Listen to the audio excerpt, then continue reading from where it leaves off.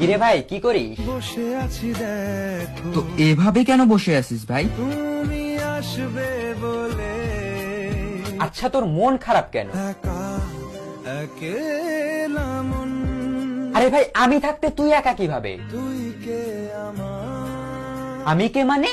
আমাকে তুই ভুলে গেলি? না রে না ভাই তুই কি তোর লাইফে ভালোভাবে বাঁচতে চাস না? বেঁচে থেকে লাভ কি বল বেঁচে থেকে লাভ কি মানে?